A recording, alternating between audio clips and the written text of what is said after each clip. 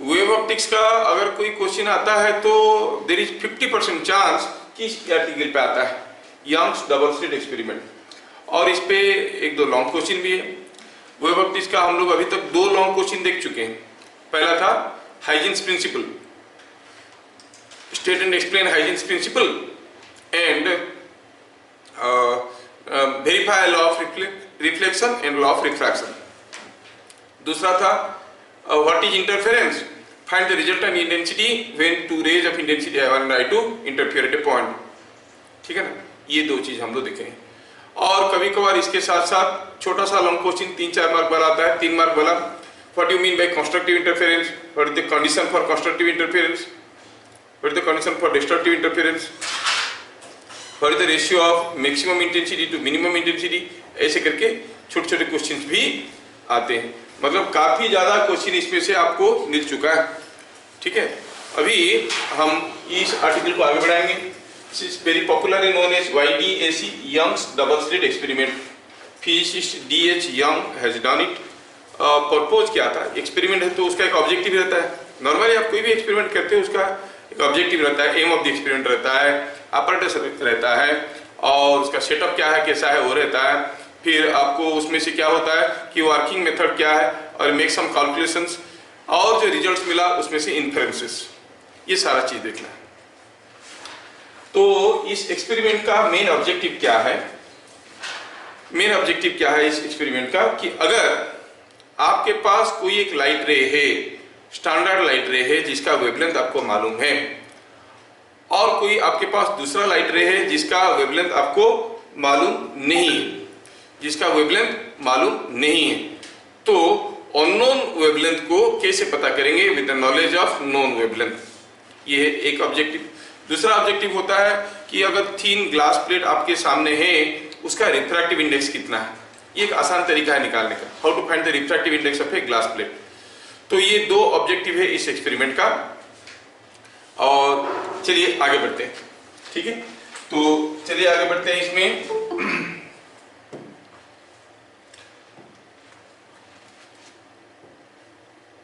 M of the experiment क्या है और ऑब्जेक्टिव क्या है। ऑब्जेक्टिव ऑफ द एक्सपेरिमेंट पहला हुआ to measure the wavelength of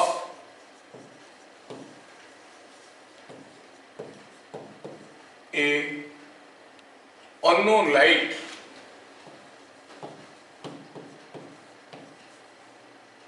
an unknown light or wavelength of a unknown light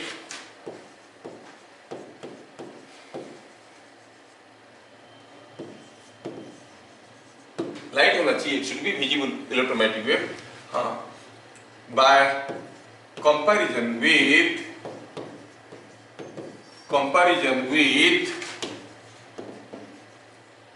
wavelength of a known light,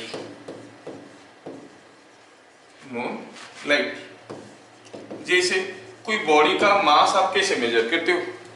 आपके पास क्या कहते हैं, तराजू है और एक बटकरा है, उसका स्टैंडर्ड मास है, उसकी कंपैरिजन में कंपेयर करके दूसरे मास को हम पता करते हैं। कोई स्टैंडर्ड मास आपके पास नहीं है तो कोई दूसरे चीज का मास या वेट पता करना आपके लिए नामुमकिन है ना। तो सिमिलरली कोई स्टैंडर्ड लाइट है जिसका वेवलेंथ आपको मालूम है, तो फिर अननोन लाइट का वेवलेंथ को हम पता कर सकते हैं। ये हुआ पहला ऑब्जेक्टिव। दूसरा ऑब्जेक्टिव है to measure the refractive index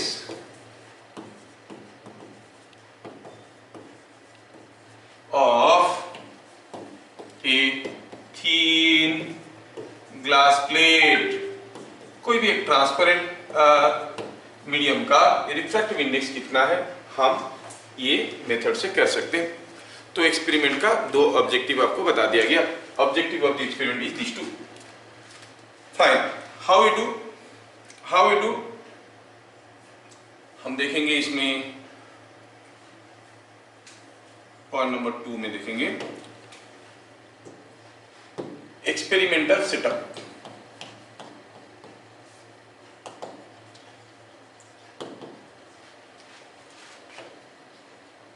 experimental setup क्या?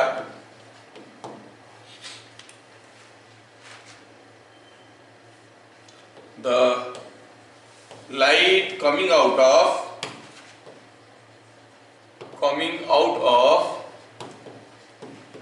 a monochromatic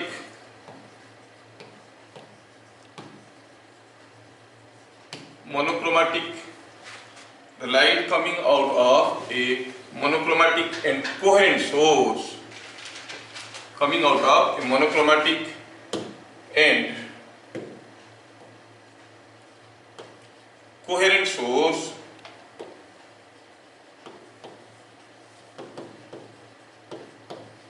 were allowed to pass through two closed slits, two slits close to each other, two slits close to each other, and interfere on a distant screen.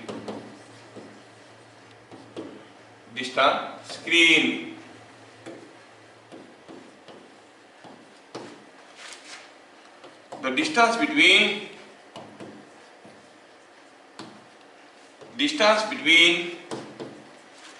two consecutive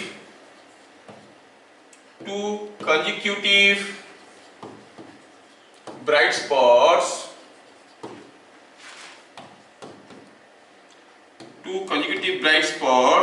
is measured,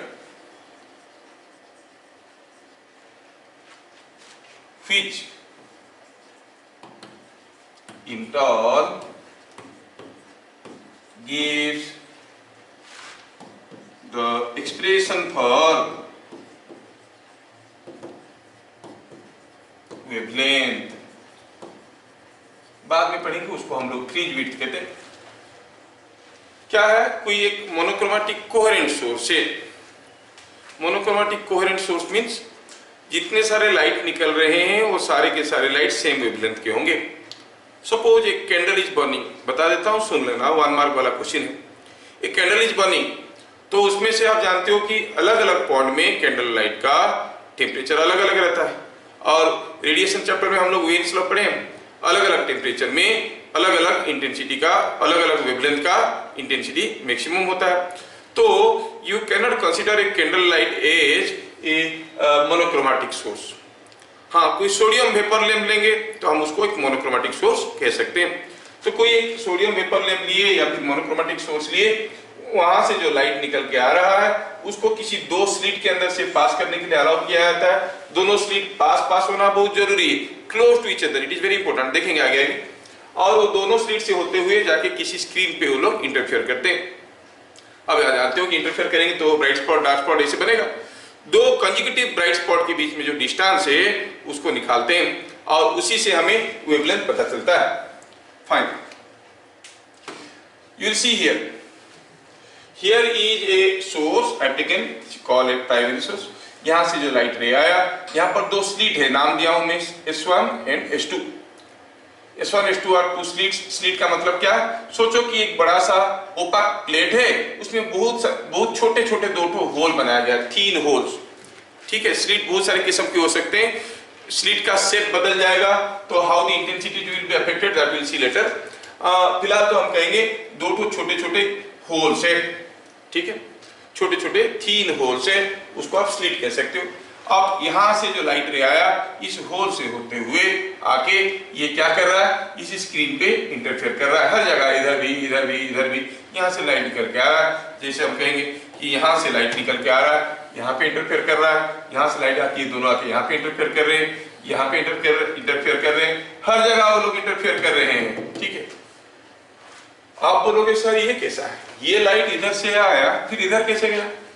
light goes in straight line. नहीं, अगर कोई light यहां से आया, यहां पे आया, फिर इधर कैसे गया? It should have gone like this. हाँ वो तो ठीक है, आप जो बोल रहे हो सही है, but then we are now reading the chapter wave optics. Wave optics में हम लोग क्या देखे थे? Any source or any source of light behaves as a disturbance from which energy goes in all directions. I'm making use of Huygens principle. तो यहाँ से जो रेज निकले इसे, तो अब सोचो how will be the wave front? ऐसा एक वेव फ्रंट बनेगा, है ना? ऐसे करके ढेर सारे वेव फ्रंट्स बनने लगेंगे, ऐसे ऐसे करके वेव फ्रंट्स आने लगेंगे, और ऐसा ऐसा करके वेव फ्रंट्स आ रहे हैं। सोचो कि कोई वेव फ्रंट यहाँ पे ऐसा और फिर ऐसा, ठीक है? I am talking about A wave front here and here. आप जानते हो कि हर एक वेव फ्रंट के ऊपर हर एक particle behaves as a secondary source, और सेकेंडरी सोर्स से लाइट कैसे जाता है? सारे डायरेक्शन में फिर से जाता है, तो इंटरमीडिएट वेवलेट्स बनता है। जैसे मान लो कि ये अगर कोई एक वेव फ्रंट है, this point will behave as a secondary source, यहाँ से फिर से लाइट ऐसे ऐसे निकलेगा और लाइट, और इसको ऐसे परपेंडिकुलर करके ऐसे जाएगा, light rays are going in all directions. Same thing is happening here. यहाँ से जो वेव फ्रंट आके पहुंचा, सोचो जो आके इस स्लिट के पास पहुंचा, this point here will behave as a secondary source of light, और this will produce intermediate wavelets, ऐसे ऐसे wavelets बनने लगे इसके। Now this is behaving as a source again, तो इस सोर्स से लाइट तो चारों तरफ जाने लगेगा, इधर भी जाएगा, इधर भी जाएगा, इधर भी जाएगा। That is what is wave optics, Huygens principle। तो ये मत सोचना कि कोई लाइट रे ऐसे आया ऐसे कैसे गया, सर लाइट रे तो ऐसे आएगा ऐसे जाएगा, because it is now behaving as a secondary source। Medical entrance वाले ध्यान देना, ये सब के ऊपर बहुत सारे क्वेश्चंस आते हैं। The sources used for interference in double slit experiment are primary sources or secondary sources? Now these two are secondary sources। Main source के लिए इंटरफेरेंस नहीं हो रहा है, सोर्स एक है, लेकिन ये दोनों सेकेंडरी सोर्स के बीच में जो इंटरफेरेंस हो रहा है उसी को हम लोग स्टडी करने वाले हैं। समझ में आया क्या? ये चीज आपको समझ में आना चाहिए। तो ठीक है, यहाँ से कोई रे आया, आके पहुंचा, यहाँ से रे आया, यहाँ पर पहुंचा। सिमिलरली इधर से निकलता हुआ कोई रे ऐसे भी तो आ सकता है, और यहाँ से निकलता हुआ कोई रे ऐसे भी आ सकता है, मतलब यहाँ पर भी कुछ इंटरफेरेंस होगा, यहाँ पर भी होगा। ये स्क्रीन है, स्क्रीन पे हर जगह इंटरफेरेंस होने लगेगा। क्या मेरी बात सबको समझ में आया? अभी हम निकालना चाहते हैं, ऑब्जेक्टिव क्या है हमारा? ऑब्जेक्टिव ये है कि निकालना दो ब्राइट स्पॉट के बीच में डिस्टेंस क्या है। दो ब्राइट स्पॉट के बीच में डिस्टेंस क्या है अगर पता चल जाएगा तो हमारा काम बन जाएगा, ठीक है? तो पहले हम देखेंगे इसमें कि पॉइंट नंबर 3 में देखेंगे the slits, sorry point number 3 में the slits behave as secondary sources of light, secondary sources of light, the rays coming out of these sources interfere on the screen, interfere on screen, ठीक है? Screen के ऊपर interfere करते हैं। तो हमारा जो ये था फिगर, इसमें S क्या था? S is the primary source, S is the primary source, O is the middle of the slits, S1 S2 are the slits, P is the point of interference। P कहाँ हो सकता है? कहीं भी हो सकता है, यहाँ हो सकता है, यहाँ हो सकता है, यहाँ हो सकता है। ये क्या? ये स्क्रीन है, C is the center of the screen, ये distance of the screen from here is D, और distance between the slits is taken small d, ठीक है? इतना सारा चीज आपको समझ में आना चाहिए। तो क्या लिखेंगे इसमें? Here S1 S2 मैं क्यों डिटेल्स में लिख रहा हूँ? ये बहुत ही रेगुलर लॉन्ग क्वेश्चन है, ठीक है? To find the expression for fringe width, S1 S2 are slits, or you call it secondary sources, ठीक है? D is called slit separation। Usually ये स्लिट सेपरेशन रहता है इन मिलीमीटर्स। कितना रहता है? 1 मिलीमीटर, 1.5 मिलीमीटर, 2 मिलीमीटर, ऐसे करके छोटा सा रहता है। D is distance of screen, distance of screen, ये यूजुअली रहता है in metres, 3 metre 4 metre like that distance of screen. अच्छा, C is centre of screen, ठीक है, और आपका P is point of interference,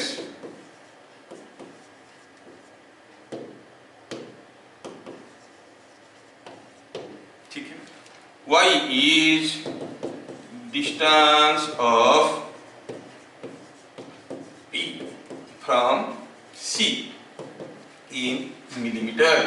देखो कौन कौन सा चीज को मैं मिलीमीटर में लिख रहा हूं, कौन कौन सा चीज को मीटर में लिख रहा हूं। Distance of the screen is in metre, slit separation is in millimetre, और distance of point of interference ये यहां से कितना दूर पे, few millimetre, 6 millimetre 5 millimetre 4 millimetre ऐसे।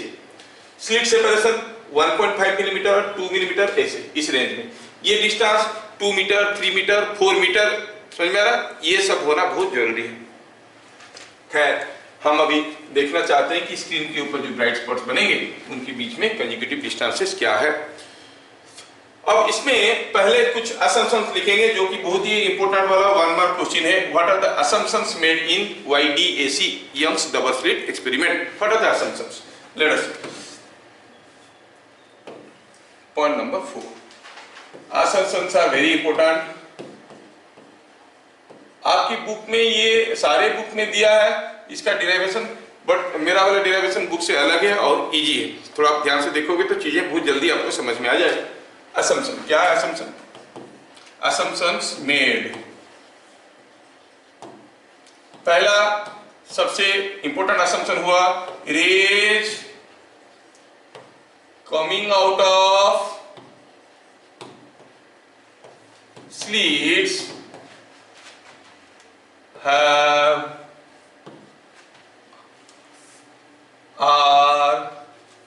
monochromatic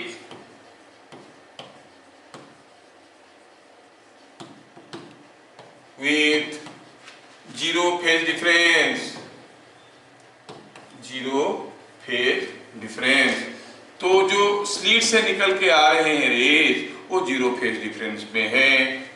और तो ऑब्वियस है सर, कोई सोर्स अगर यहाँ पे है, ये जब सोर्स यहाँ से निकलेगा, कोई यहाँ पे आएगा कोई यहाँ पे आएगा, तो दोनों जब यहाँ पे आएंगे, ये जितना पाथ गया है ये उतने ही पाथ गया, दोनों का पाथ डिफरेंस जीरो है, तो फेज डिफरेंस तो जीरो होना ही है ना। लेकिन ऐसा नहीं है, उतना आसान नहीं है। सोचो ये डिस्टेंस कितना है मालूम नहीं है। Suppose this distance is 0.5 metre, ठीक है।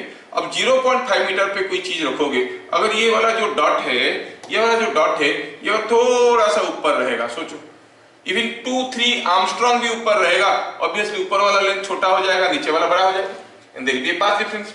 इतना छोटा सा पाथ डिफरेंस रहेगा, उसके चलते फेज डिफरेंस रहेगा, and you will not be able to recognise. आप इसको एग्जैक्टली सेंटर रखना एक मुश्किल नहीं, नामुमकिन है, ठीक है। तो अस्यूम करते हैं कि ऑलमोस्ट सेंटर में है, so that the path difference between these two rays is zero, and you say the phase difference between the rays coming out of the slits is also zero. ये बहुत important assumption है। तो ये assume कर रहे हैं कि rays coming out of the slits are monochromatic and coherent with phase difference zero. Fine. अच्छा, दूसरा असम्पशन क्या है? दूसरा असम्पशन हुआ द रेज मोनोक्रोमैटिक है, मतलब उसमें मल्टीपल वेवलेंथ का नहीं है। You can not use white colour light here, you can use only pure red और प्योर ब्लू और प्योर ग्रीन, मिला जुला लाइट रहेगा तो मोनोक्रोमैटिक नहीं होगा, है ना। अच्छा, दूसरा है ये जो आपका दूसरा असम्पशन है वो ये है कि डी क्या था? Separation, slit separation. सीधा लिखते हैं, the slit separation is very small as compared to distance of screen से काफी छोटा, स्क्रीन डिस्टेंस से काफी छोटा है। हम ऐसे इसको अश्यूम कर सकते हैं। d is very very small, क्योंकि ऐसे ही तो d मीटर में था, small d was in millimetre. तीसरा इंपॉर्टेंट जो अक्सर बुक्स वगैरह में मिस हो जाता है वो ये है, the distance of point of interference, distance of point of interference from center of screen is of the order of slit separation। मतलब स्लिट सेपरेशन अगर 1-2 मिलीमीटर रहा, ये आपका 4-5-6 मिलीमीटर के अंदर आएगा। ठीक है, ये आपको समझ में आना चाहिए, या ज्यादा से ज्यादा 10 मिलीमीटर के अंदर आएगा। कौन सा चीज है ये? Distance of point of interference, CP is in some millimetres. ये नहीं कि यहाँ पर आप 2 स्लिट रखे हो और यहां से 1 मीटर दूरी पे रे को इंटरफेयर करवा रहे हो, तो फिर सारे फॉर्मूला इनवैलिड हो जाएंगे। ये तीनों असम्पशन को लेके हम लोग आगे बढ़ सकते हैं। ठीक है, तो क्या देखें हम लोग? 3 assumptions. Rays coming out of the slits are monochromatic with 0 phase difference. The slit separation is very very small as compared to the distance of screen. तीसरा हुआ, the distance of point of interference from center of screen is of the order of slit separation. मतलब that is in millimeter, that is y is in millimeter, क्योंकि वो भी millimetre में था। ये हो गया असम्पशन। अब हम निकालना चाहेंगे क्या? The distance between 2 consecutive bright spots. अब उसी के लिए कैलकुलेशन स्टार्ट करते हैं। So let us see the calculation. Point number 5।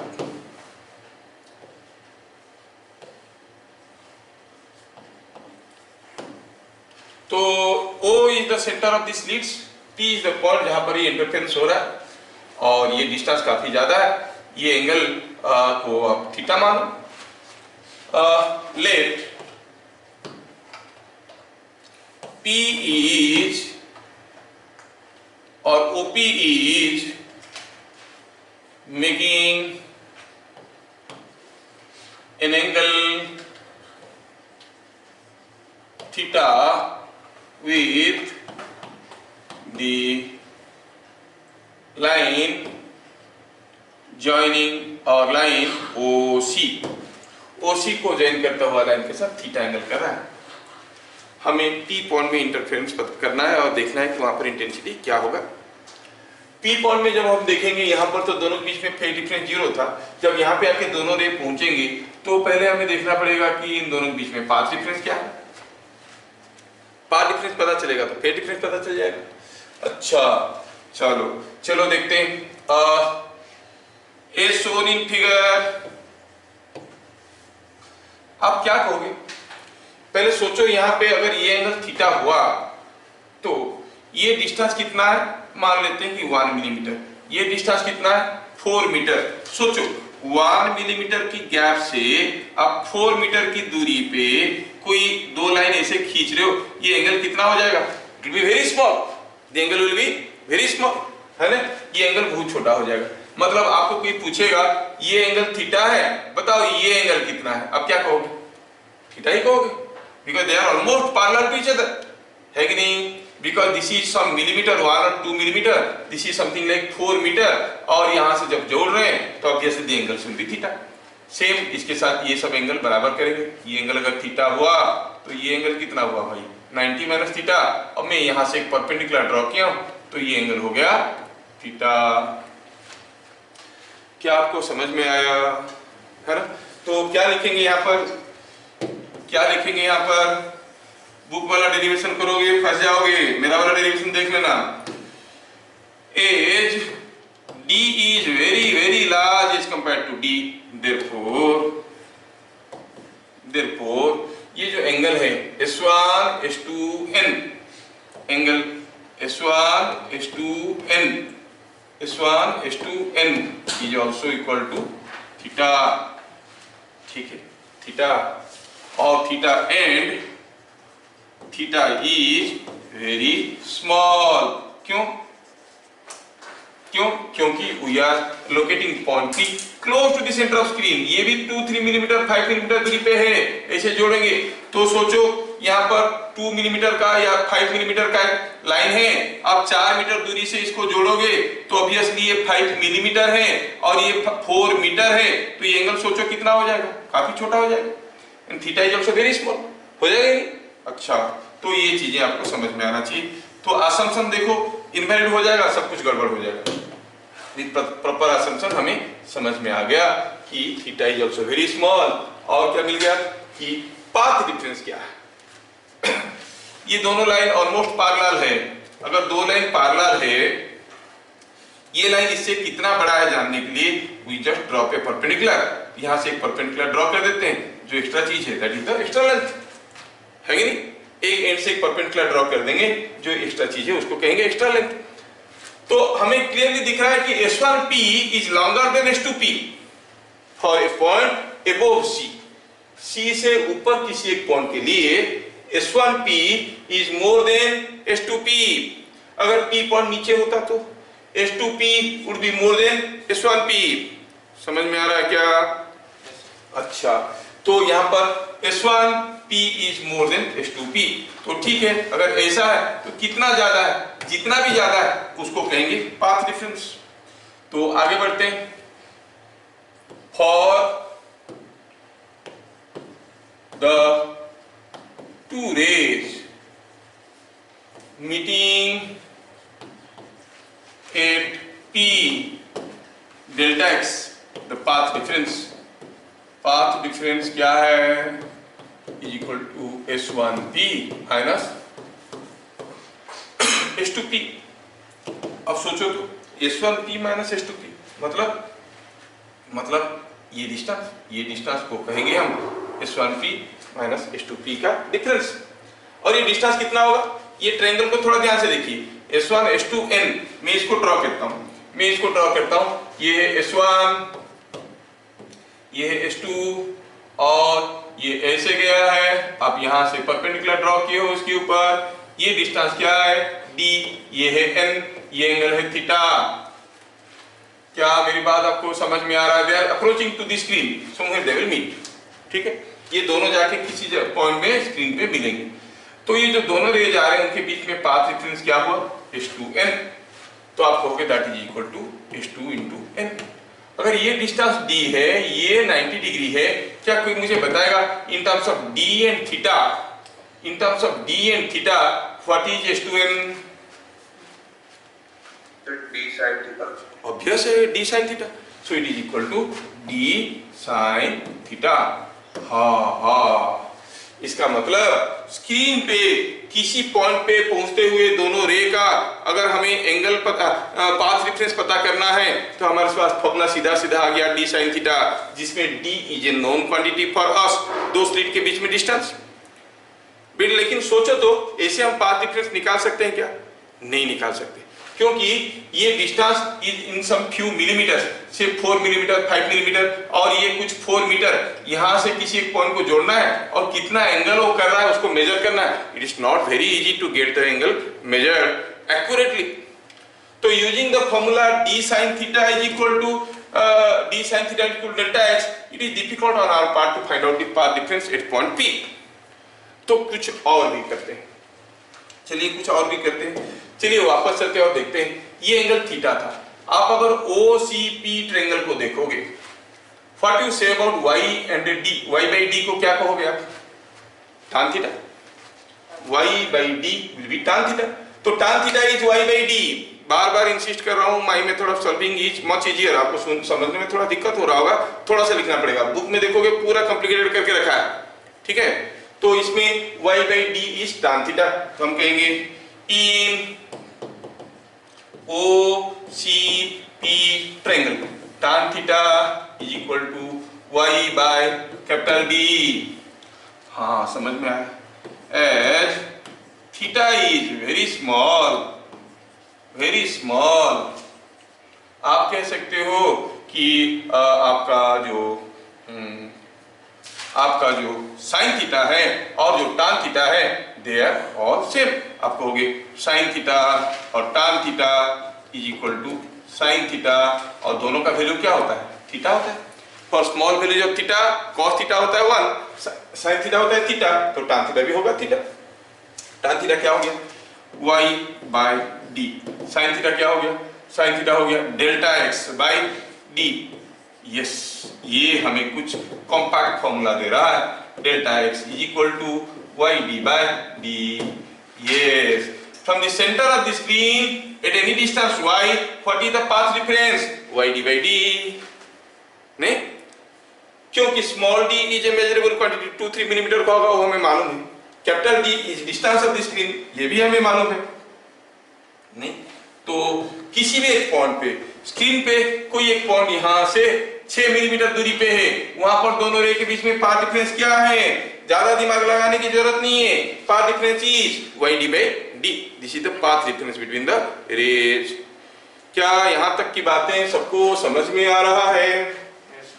Yes, यहां तक आ गया तो आगे सिंपल है, आगे एकदम कुछ नहीं। यहां तक थोड़ा दिमाग हिलाने वाली सोचना था, और ये बन गया आपका, तो बस काम बन गया हमारा। देखो आगे की चीज कितना सिंपल है। तो हमें समझ में आ गया कि path difference between the rays reaching a point P at a distance y from the centre of the screen is Y D by D. और इस फॉर्मूले को मैं बार बार यूज करने वाला हूं आगे, थोड़ा इसको याद रखना बढ़िया से बार बार। और ये बाकी की चीजें हमें यूज नहीं है, ये यूज करना वाई डी बाई डी। ठीक है, okay, let us proceed further. For a bright spot at P, P में कोई ब्राइट स्पॉट होगा कब? When for a bright spot at P, क्या आपको याद है ब्राइट स्पॉट बनाने के लिए पाथ डिफरेंस को क्या होना था? ये देखो देखो कितने लोग पढ़ के आए। For a bright spot at P, delta x must be equal to n lambda, है कि नहीं? इसका मतलब y small d by capital D must be equal to n lambda.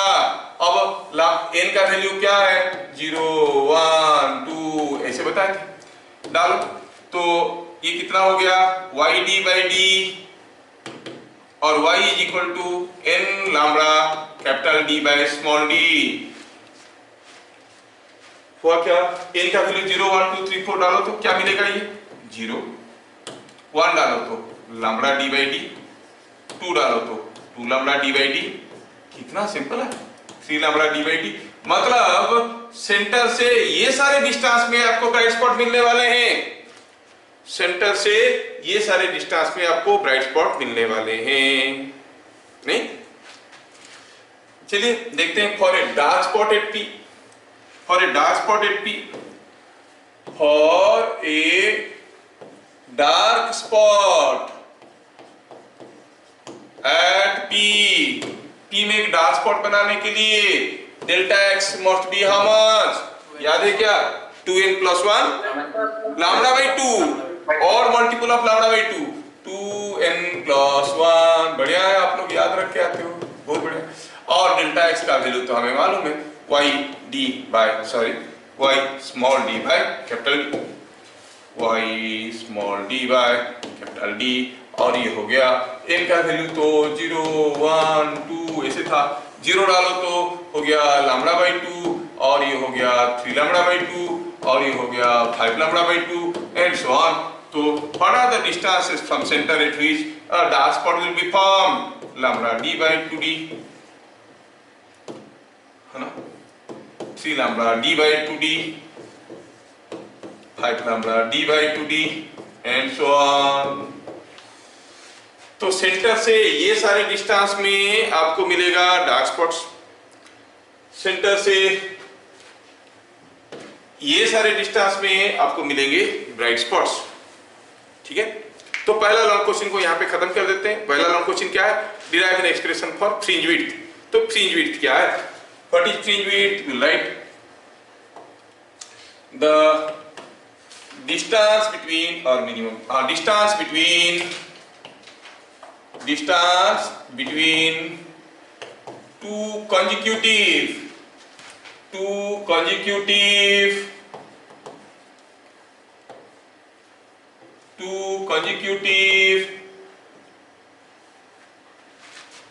dark spots or two consecutive bright spots is called fringe width. Fringe width, yes, बड़ा important चीज है, is called fringe width. ठीक है, तो what is fringe width, ये बहुत ही important है। Define a fringe width, derive, give the equation for a fringe width, give the formula for a fringe width, क्योंकि ये पूरा का पूरा एक्सपेरिमेंट फ्रिंज विड्थ निकालने के चक्कर में, और यहाँ से ही हमें सारे कुछ निकलना वाला है आगे की चीज। ठीक है, सिर्फ फ्रिंज विड्थ देख के ही सब कुछ मिलेगा, तो फ्रिंज विड्थ का इंपॉर्टेंस आपको समझ में आ रहा होगा। ठीक है, ठीक है, fringe width, the distance between two consecutive bright spots or two consecutive dark spots is called fringe width. कुछ बुक में फ्रिंज विड्थ को बीटा लिख देते हैं, कुछ बुक में गामा लिख देते हैं। मैं आपको सजेस्ट करूंगा don't write anything, right fringe width. क्यों? क्योंकि और भी टर्म्स है लाइक एंगुलर फ्रिंज विड्थ, कुछ बुक में फ्रिंज विड्थ को बीटा लिख देते हैं, एंगुलर फ्रिंज विड्थ को गामा लिख देते हैं, कुछ बुक में फ्रिंज विड्थ को गामा लिख देते हैं, एंगुलर फ्रिंज विड्थ को बीटा लिख देते हैं। तो don't, you may be in trouble. तो इसलिए आपको क्या करना है, right fringe width and fringe width. दूसरा जो टर्म है एंगुलर फ्रिंज विड्थ, उसको देख लेंगे, समझ में आया? तो फ्रिंज विड्थ हो गया, इज कॉल्ड फ्रिंज विड्थ। तो फ्रिंज विड्थ क्या हो गया, फ्रिंज विड्थ अगर आपको समझ में आ गया तो पक्का आप बता सकते हो। फ्रिंज विड्थ, जिसको हम FW लिख देंगे, चलो ये सबसे बढ़िया। फ्रिंज विड्थ क्या था, distance between two consecutive bright spots and dark spots. हम देखे कि स्क्रीन पे ढेर सारे डार्क और ब्राइट स्पॉट्स बनने लगे, this was the centre of the screen. अगर मैं देखूं कि कहां-कहां पर ब्राइट स्पॉट हो रहा है, 0 में lambda D by D, 2 lambda D by D, 3 lambda D by D, ये सारा पॉइंट में आपका ब्राइट स्पॉट्स हो रहे हैं। तो ब्राइट स्पॉट कहां होगा, यहां पे होगा, यहां पे होगा, यहां पे होगा, ऐसे। और ये सारा डिस्टेंस क्या है, यहां से y का वैल्यू 0 है, यहां पर y का value lambda D by D, यहां से इसका वैल्यू है 2 lambda D by D. I hope you understand, this is 3 lambda D by D. नहीं तो किसी दो ब्राइट फ्रिंज के बीच में डिस्टेंस क्या हो रहा है, lambda D by D. Similarly अगर हम किसी दो डार्क स्पॉट के बीच में देखेंगे, ये y is equal to this पे डार्क स्पॉट है, y is equal to this पे डार्क स्पॉट है, तो what is the fringe width, the difference क्या आएगा, 3 lambda by 2d, 3 lambda d by 2d minus lambda d by 2d, this is what is called the fringe width. कितना आ रहा है देखो तो, this is also coming lambda d by d। समझ में आ रहा है क्या, distance between two consecutive bright spots और टू कंसेक्यूटिव डार्क स्पॉट्स। ध्यान रखना, लिखते वक्त ऐसा मत लिख देना, क्योंकि कभी कभार ये कंफ्यूजन क्रिएट करता है। क्या कंफ्यूजन क्रिएट करता है ये, कभी कभार ऐसे लिख देते हैं distance between two consecutive dark and bright spots. No, इसका मतलब distance between the dark spot and bright spot हो गया, नहीं, distance between two consecutive dark spots और distance between two consecutive bright spots is called fringe width. Sentence लिखते वक्त अगर लिख दोगे distance between two consecutive dark spots and bright spots is called fringe width, तो स्टेटमेंट गलत हो गया। दो डार्क स्पॉट के बीच में डिस्टेंस या फिर दो ब्राइट स्पॉट में। ठीक है, तो फ्रिंज विड्थ का फॉर्मूला क्या आ गया आपके सामने, it is coming out to be, क्या आ गया ये, this is coming out to be lambda D by D. ये होगी फॉर्मूला। ये बहुत ही इंपॉर्टेंट डेरिवेशन है और बोर्ड में आता है, to derive an expression for fringe width in case of double slit experiment. तो यहां तक मैं जितना लिखा आपको सारा लिखना पड़ेगा। ठीक है, तो ये हो गया फ्रिंज विड्थ निकालने का तरीका। ठीक है, हम लोग फ्रिंज विड्थ क्या है समझ गए, और एक टर्म को देख लेते हैं, फिर आगे बढ़ेंगे। फ्रिंज विड्थ लेके हमें क्या करना है, उससे हमें क्या फायदा होगा, वो सारा चीज हम लोग देखेंगे अभी। तो let us see now what is angular fringe width. ये हो गया फ्रिंज विड्थ।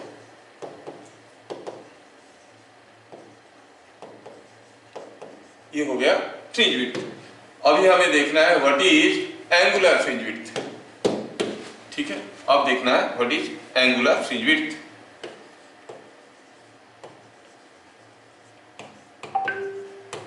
अच्छा, फ्रिंज विड्थ का यूनिट क्या होगा? What is the dimension of this? अरे lambda is a length, D is a length, small d is a length, एक length दूसरा लेंथ को खा गया, तो distance between two points no तो मीटर में होगा, मिलीमीटर में होगा, सेंटीमीटर में होगा, है ना, और आर्मस्ट्रांग में होगा, जो भी हो, बट यूजुअली देखा जाता है कि ये मिलीमीटर में आता है, it comes usually in millimetre, ठीक है। तो fringe width is coming by this formula. Angular fringe width क्या कहते हैं? What is angular fringe width? Let us see. The angular fringe width को हम लोग नाम दे सकते हैं बीटा। दी एंगल बिटवीन और angle subtended by, the angle subtended by one fringe width,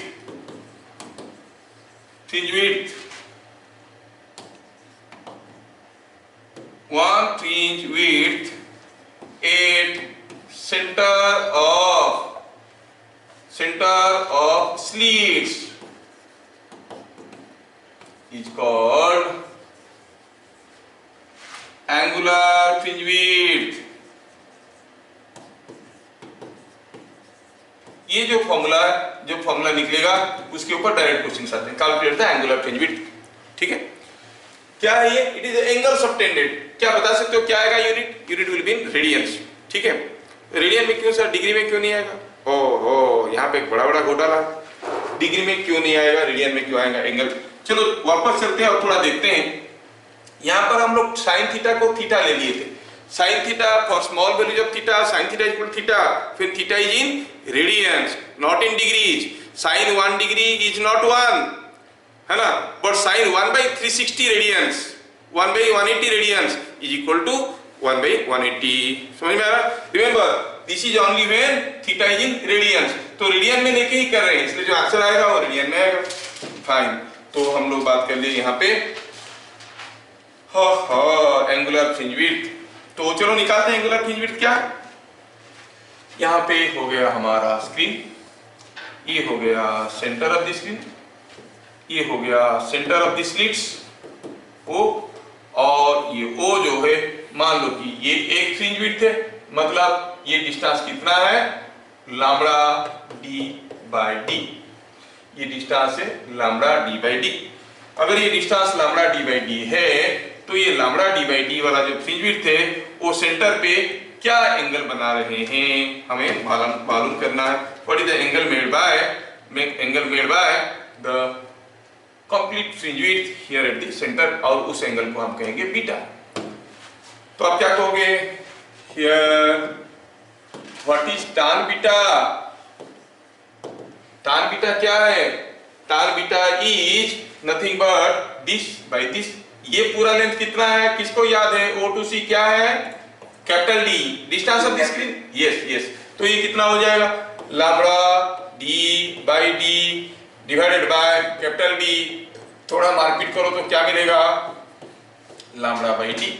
notice करना कि angular fringe width does not depend upon distance of the screen के डिस्टेंस के ऊपर डिपेंड नहीं कर रहा है, वो कैंसिल हो रहा है।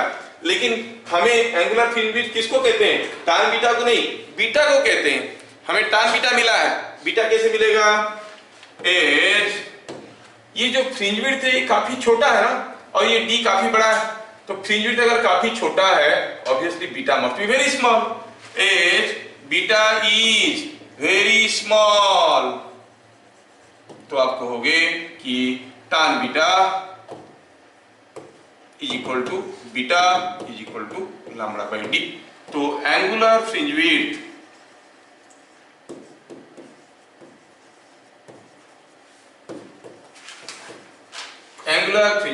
Is given by lambda by d. ध्यान रखना, बार बार इस क्वेश्चन को करके बच्चे मार्क लूज करके आते हैं। वो एंगुलर फ्रिंज विड्थ पूछेंगे, वैल्यू निकाल देते हैं, छोड़ देते हैं। Don't miss to write radians, छोड़ दिए मार्क पूरा निकल जाएगा, क्योंकि वो लोग वही देखते रहते हैं कि ये एंगल क्या यूनिट डाला है एंगुलर फ्रिंज विड्थ का। It is in radiance. समझ में आया क्या? यस, तो angular fringe width is in radians. तो हमें दो नए इंपोर्टेंट टर्म समझ में आया। What is fringe width, what is angular fringe width. Is that clear? तो यहाँ पे लॉन्ग क्वेश्चन आपका खत्म होता है। बट देन हमारा एक्सपेरिमेंट तो चले जा रहा है, we are continuing with the experiment. ठीक है, अब असलियत ये है कि कैसे मेजर करते हैं ये फ्रिंज विड्थ को। हम कहें कि इतना छोटा सा होता है, मिलीमीटर में होता है, अभी वो लाइट स्पॉट है। कोई सॉलिड रिजिड बॉडी होता तो लेंथ मेजर करना आसान है, लाइट स्पॉट है और वो लाइट स्पॉट तो एब्सोल्युटली शार्प एज नहीं मिलता है, थोड़ा ब्लॉड रहता है। कैसे मेजर करते हैं, कैसे मेजर करते हैं ये फ्रिंज विड्थ कितना है, और हम बोले कि ये मिलीमीटर में होता है, हो सकता है कि 2.573 मिलीमीटर होगा, उतना एक्यूरेटली कैसे मेजर करेंगे? Using measuring devices like slide Clippers, ये सब यूज करके करोगे तो कोई सॉलिड बॉडी होगा तब ना कर दोगे, लाइट के बीच में करना बहुत मुश्किल होता है। उसमें करते क्या है, हाउ दे मेजर, बता देता हूं, कोई पूछेगा नहीं आपको। जैसे मान लो कि कोई पेंडुलम ऑसिलेट कर रहा है, what you want to know is the time period of oscillation. कैसे पता करते हो? क्या आप देखोगे ये यहां से निकलेगा, और कैसे देखते हो आप लोग, ये टाइम पीरियड पता करना है, ये यहां से गया, ऐसे आया, ऐसे फिर वापस आया। You start your stop clock here, stop your stop clock here and see the time. Exactly उसी पॉइंट में पहुंचा, ये अंदाज लगाना थोड़ा मुश्किल है। सो व्हाट दे डू, वो लोग ऐसे नहीं करते कि एक ऑसिलेशन का टाइम पीरियड निकालते, वो क्या करते, they allow it for making 100 oscillations. 100 oscillation करने के लिए कितना टाइम लगा, है ना, n divide by 100, you get the time period for 100 oscillation का सब्सटेंशियल मोर टाइम होता है कि नहीं? 100 ऑसिलेशन का सब्सटेंशियली ज्यादा टाइम होगा। मान लो कि 2 मिनट लगा, तो उसके बाद उसको 100 में डिवाइड कर दो, you get the exact timing. Similarly fringe width जानने के लिए वो क्या करते हैं, एग्जैक्टली दो ब्राइट स्पॉट के बीच में डिस्टेंस को मेजर नहीं करते हैं, क्या करते हैं, they take something like 20 fringe width और 20 ब्राइट स्पॉट्स लेके उनके बीच में डिस्टेंस निकाल देते हैं, और ये डिस्टेंस निकालने के बाद उसको 20 में डिवाइड कर देते हैं, they get the fringe width. क्यों बताया? क्योंकि न्यूमेरिकल में से आएगा। Find the distance between the 5th bright spot and 11th bright spot, कैसे निकालेंगे वो आपको समझ में आना बहुत जरूरी है। ठीक है, तो ये हो गया तरीका फ्रिंज विड्थ निकालने का। तो ये अभी जो हम लोग चीजें किए उससे हमें क्या क्या ऑब्जर्वेशन मिला। एक्सपेरिमेंट था तो ऑब्जर्वेशन होगा। हम अभी तक समझ गए fringe width and angular fringe width, पहला लॉन्ग क्वेश्चन खत्म हो चुका है। Now we are going for observation, जो कि वो सारे इंपोर्टेंट क्वेश्चन को पैदा करता है। व्हाट यू ऑब्जर्व, पहले आप गेस करिए और बताइए, अगर हमारे जो दो रे हैं, ये दोनों रे हैं, मोनोक्रोमेटिक है, कोहेरेंट है, फेज डिफरेंस 0 है, यहां पर जब दोनों रे आके मिलेंगे सी में eight the centre of the screen, तो कैसा स्पॉट बनेगा? सेंटर ऑफ स्क्रीन में कैसा स्पॉट बनेगा? अरे अभी तो हम देखे कि y=0 पे ब्राइट स्पॉट होता है, y=λd/d पे ब्राइट स्पॉट होता है, मतलब सेंटर ऑफ स्क्रीन पे कैसा स्पॉट होगा? ब्राइट स्पॉट होगा। तो ये सबसे इंपॉर्टेंट ऑब्जर्वेशन है, और इसको बहुत ही इंपॉर्टेंस के साथ वो लोग पूछते रहते हैं, क्योंकि पहले ना आपकी सिलेबस में दूसरे एक्सपेरिमेंट्स भी थे, लाइक लियर्स मिरर एक्सपेरिमेंट था, फ्रेस्नेल्स बाइप्रिज्म एक्सपेरिमेंट था, उसमें लियर्स मिरर एक्सपेरिमेंट तो सेंट्रल स्पॉट आता ही नहीं था, फ्रेस्नेल्स बाइप्रिज्म एक्सपेरिमेंट में सेंट्रल स्पॉट डार्क हो जाता था। समझ में आ रहा है? तो डिपेंड करता है कि मतलब कैसा है अरेंजमेंट उसके हिसाब से। तो इनके कंपैरिजन में सेंट्रल स्पॉट कैसा होगा, डार्क होगा कि ब्राइट होगा, that has become an important question. बाकी एक्सपेरिमेंट निकल गए, लेकिन ये क्वेश्चन अभी भी रह गया। तो पहला ऑब्जर्वेशन क्या है, first spot, the central spot is bright. Central spot कैसे हो गया? ब्राइट हो गया। समझ में आया? अच्छा,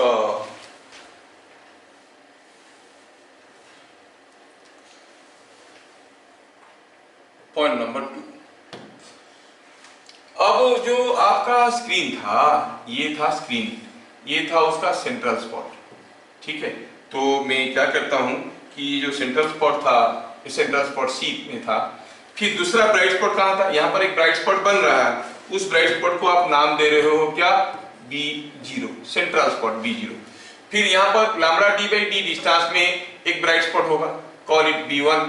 यहाँ से λd/d डिस्टेंस में दूसरा ब्राइट स्पॉट B2, यहाँ से λd/d डिस्टेंस में B3। Not only to this side, इधर को भी तो वही होगा। Are you able to imagine the case, ये जो रे इधर जाके मिल रहे थे, या कि इधर भी तो मिल सकते हैं। तो जैसे इधर को यहाँ पे ब्राइट स्पॉट हो रहा है तो इधर को यहाँ पे भी ब्राइट स्पॉट होगा कि नहीं होगा? हाँ, तो इधर को जैसे जैसे स्पॉट्स बनेंगे, इधर को ऐसे ऐसे स्पॉट्स बनेंगे, सेंट्रल स्पॉट बनेगा ब्राइट। तो सेंट्रल स्पॉट इज ब्राइट, और आप क्या देख रहे हो कि जो डार्क और ब्राइट स्पॉट्स है they are occurring alternately and symmetrically. जैसे ये B0 हुआ तो यहाँ पे फिर से हो जाएगा B1, ये हो जाएगा B2, ये नेमिंग याद रखना, सेंट्रल स्पॉट को B0 कहेंगे, ये सब B1, B2, B3। अच्छा, ये डिस्टेंस कितना था? दिस डिस्टेंस अभी अभी देखें, it was lambda d by d। Centre से कितना दूर पे डार्क स्पॉट होता था? Lambda d by 2d। अभी अभी देखें कहां पे डार्क स्पॉट बन रहा है? Dark spot form set lambda d by 2d, 3 lambda d by 2d, 5 lambda d by 2d। ओहो, ऐसा है डार्क स्पॉट। तो इसका मतलब हुआ जो डार्क स्पॉट्स बनेंगे कहां पे बनेगा? यहां पे बनेगा d1, यहां पे बनेगा d2, यहां पे बनेगा d3। Similarly here d1, d2, d3, like this dark spots are also forming. तो हम क्या देख रहे हैं? सेंट्रल स्पॉट ब्राइट है, उसके बाद dark bright dark bright dark bright dark bright, symmetrically and alternately the spots are being forming here. तो क्या लिखेंगे कंक्लूजन में? कंक्लूजन में ये लिखेंगे हम लोग,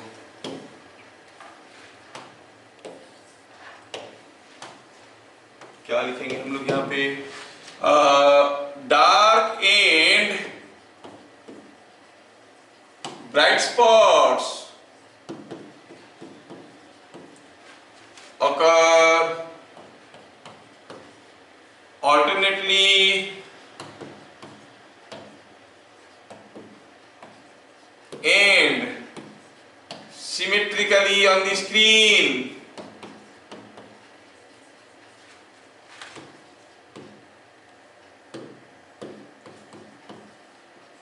On either side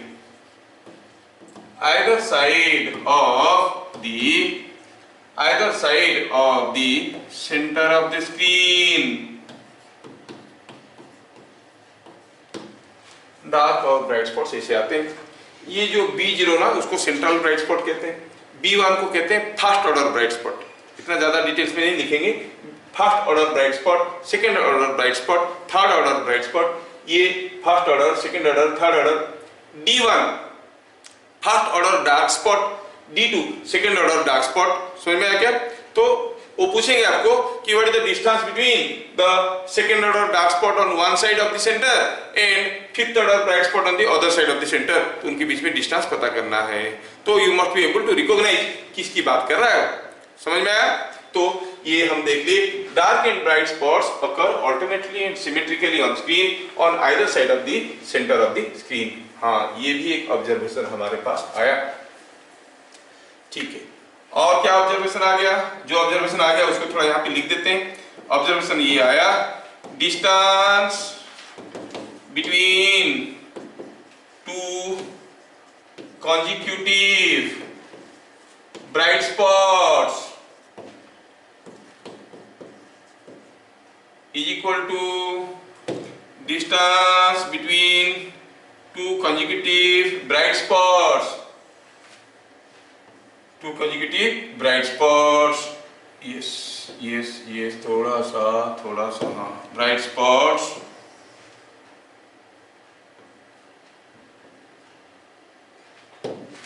is equal to distance between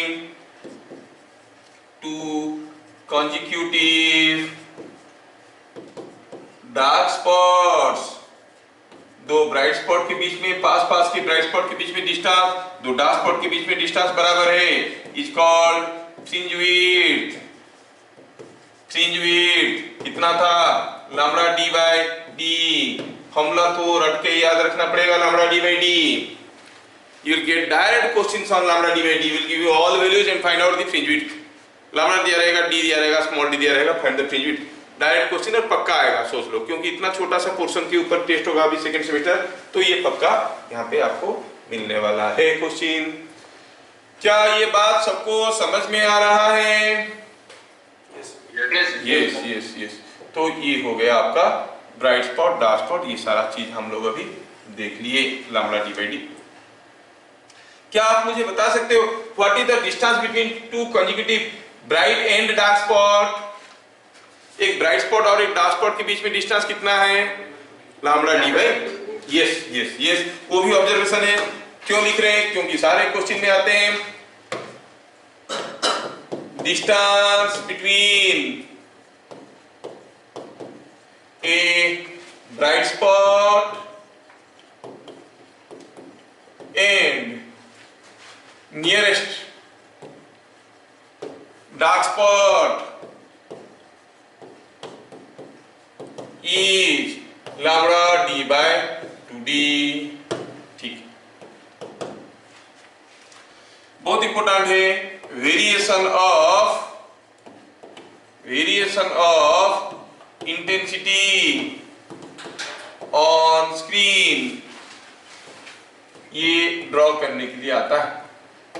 variation of intensity on screen.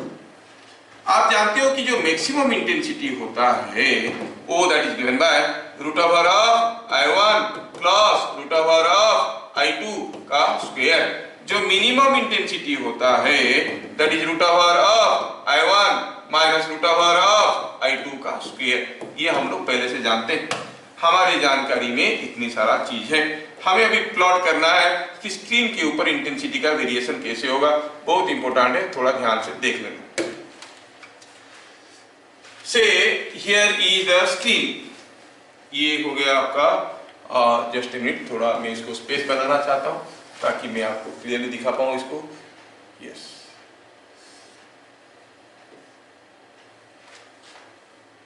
Yes. तो मान लेते हैं कि ये हमारा स्क्रीन है और why not to take it a nice one, ये हमारा स्क्रीन है और चलो मानते हैं कि यहाँ पे हमारा ये हमारा स्क्रीन है और along दिस लाइन में लेता हूं मान लो इंटेंसिटी। मैं प्लॉट करना चाहता हूं क्या? इंटेंसिटी along दिस लाइन में लेना चाहता हूं intensity like this. Just a minute, मैं प्लॉट करना चाहता हूं इंटेंसिटी लाइक दिस। ओके, ठीक है, इधर मैं इधर लिखना चाहता हूं क्या? इंटेंसिटी। और eight any distance y, eight any distance y what is the intensity.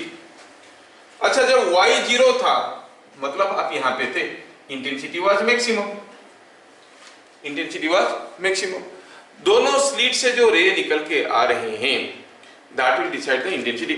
अब वो स्लिट का शेप के ऊपर डिपेंड करता है। यहाँ पर बात आता है कि दोनों स्लिट से निकलते हुए रे का इंटेंसिटी बराबर है कि नहीं, मोनोक्रोमेटिक कोहेरेंट है, समझ में आ रहा है।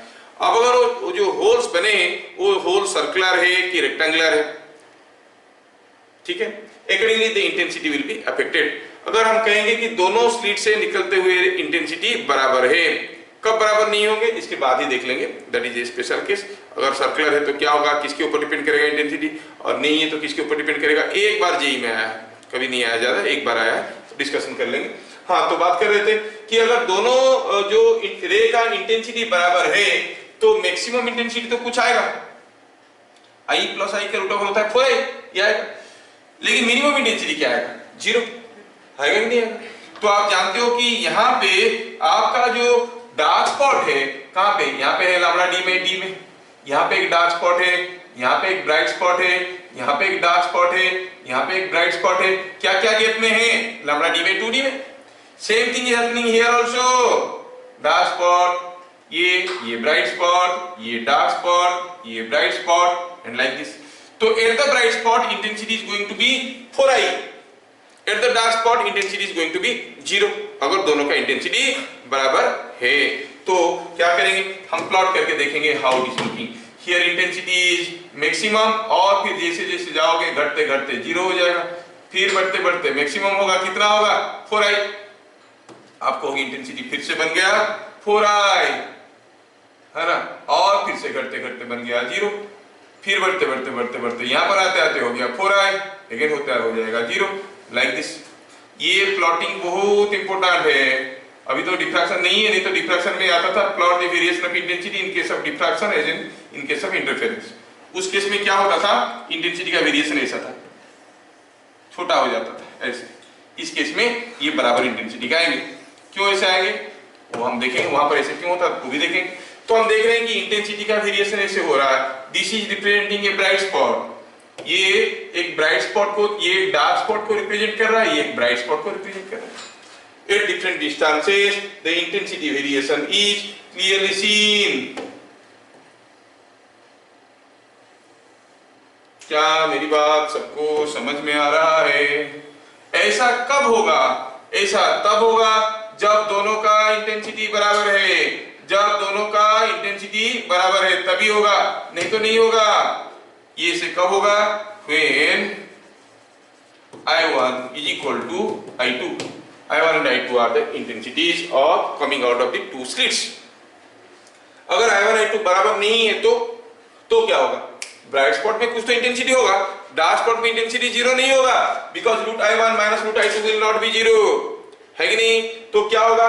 सेम फिगर ड्रॉ करना है आपको, सेम फिगर ड्रॉ करना है, थोड़ा सा बदलाव लाना है। कैसा बदलाव लाना है? देखो मैं बना रहा हूं अभी, थोड़ा सा वेट करो। मैं ये बना दिया, yes yes yes yes yes, ये हो गया। मैं सेम फिगर को दोबारा ड्रॉ करने की कोशिश कर रहा हूं, ये आ गया, ये देखो सेम को फिर से दोबारा ड्रॉ कर रहा हूं। बस मुझे करना क्या है? करना ये है कि ये जो स्पॉट था, ये जो लाइन था, इस लाइन को थोड़ा इधर ले लूंगा। मतलब अभी डार्क स्पॉट पे इंटेंसिटी जीरो नहीं है। Notice that the intensity is not zero eight the dark spot. Intensity is not zero at the dark spot. Even at the dark spot, you have got some intensity here. क्या मेरी बात समझ में आ रहा है? Yes, sir. Yes, dark spot में intensity zero नहीं है अभी। ध्यान से देखना, intensity is not zero eight the dark spot. Dark spot में भी थोड़ा सा कुछ इंटेंसिटी है। और ये हो गई ग्राफ हमारा। तो क्या लिखेंगे यहाँ पर? I1 is equal to I2, और यहाँ पे स्पेसिफाई भी कर देंगे I मिनिमम इज जीरो। यहाँ पर I1 is not equal to I2 and I minimum is not zero. ये समझ में आना बहुत जरूरी है। Variation of intensity on screen हम लोग अभी देख लिए। थोड़ा फिगर को प्रॉपर्ली ड्रॉ कर लेते हैं ताकि आपको दिखने में कोई दिक्कत ना हो। इंटेंसिटी ऑन स्क्रीन, ये है variation of intensity on screen.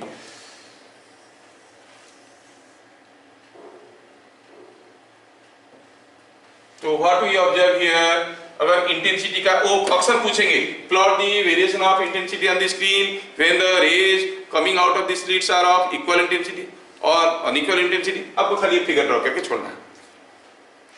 क्या यहां तक की चीजें सबको समझ में आया? Yes yes. तो आपको मिल गया कि जो डार्क स्पॉट है वहां पे इंटेंसिटी जीरो नहीं है, कुछ है, और जो ब्राइट स्पॉट है वहां पे इंटेंसिटी कुछ दूसरा है। हो सके तो आप एक शेडेड लाइन ऐसे ड्रॉ कर सकते हो दिखाने के लिए कि हर जगह इंटेंसिटी बराबर है। यहाँ पर इंटेंसिटी हर जगह ऑलमोस्ट बराबर है, ठीक है। दिखाने के लिए ऐसे आप कर सकते हो, ऐसा एक शेडेड लाइन आप ड्रॉ कर सकते हो दिखाने के लिए कि इंटेंसिटी हर जगह बराबर है, जबकि दिख नहीं रहा है। हाँ अब दिखेगा, ठीक। तो इसमें हाँ ऐसा कर लेना, थोड़ा सा adjustment. Yes, intensity maximum intensity is same everywhere and minimum intensities are also same everywhere. खैर हम ये जो इंपॉर्टेंट पॉइंट देख लिए, इसको देख लिए। इससे पहले हम लोग प्रीवियस क्लास और भी एक क्वेश्चन देखे थे, शायद आपको याद होगा। We had two sources and a screen and the line joining the two sources was perpendicular to the screen. It was perpendicular to the screen, and we have seen the shape of the fringes was equal to circular था। कितने तो ring आए पूछ रहे थे ना, ऐसा एक केस लास्ट क्लास हम लोग देखे थे कि नहीं देखे थे भैया? भूल जाते हो क्या? ये एक सोर्स था या एक सोर्स था यहाँ पर बन रहा था। हाँ, इसके ये दोनों सोर्स S1 और S2, इनके चलते यहाँ पर ब्राइट स्पॉट बन रहे थे और वो सर्कुलर बन रहे थे। कितना तो रिंग बनेगा, सेंट्रल स्पॉट क्या होगा, सब देख रहे थे कि नहीं देख रहे थे? When the line joining the two sources was perpendicular to the screen, the fringes were circular in shape। ठीक है, अच्छा अब ये line joining the two sources were perpendicular to the screen, क्या यहाँ पर भी कुछ ऐसा है? देखो तो ध्यान से, यहाँ पर भी ऐसा है। यहाँ पर the line joining the two sources, line joining the two sources, sources are the secondary sources, इन दोनों को जोड़ता हुआ लाइन स्क्रीन के साथ पैरेलल है, परपेंडिकुलर नहीं है। अगर स्क्रीन को यहाँ से उठा के यहाँ पे रख दिया होता तो जो फ्रिंजेस बनते वो रिंग रिंग रिंग रिंग बनते, है कि नहीं? लेकिन बात यह है कि ये अभी पैरेलल है, तो शेप कैसा बनेगा? What is the shape of the fringes? JEE में आ चुका है direct questions, what is the shape of the fringes? चलिए मैं समझा दूंगा, लेकिन सीधे आंसर को लिखेंगे, बहुत ज्यादा डिटेल्स में नहीं लिखेंगे क्यों हुआ, लेकिन क्यों हुआ मैं समझा देता हूं आपको, ध्यान से देखना, क्योंकि कोई तो आपको पूछेगा नहीं समझाओ बोल के स्कूल में, और बाकी को क्या चाहिए, क्या होता है shape. Now we want to see point number 6। Point number 6 में हम देखना चाहते हैं shape of the fringes, shape of the fringes, shape of fringes. आप सोचिए कि पहले भी हम लोग ऐसा एक न्यूमेरिकल कर चुके हैं, when there were two sources, है ना, and the line joining them was perpendicular to the screen, line joining them was perpendicular to the screen। ऐसा केस हम लोग देख चुके हैं। क्या आपको याद होगा इसके केस में क्या होता था?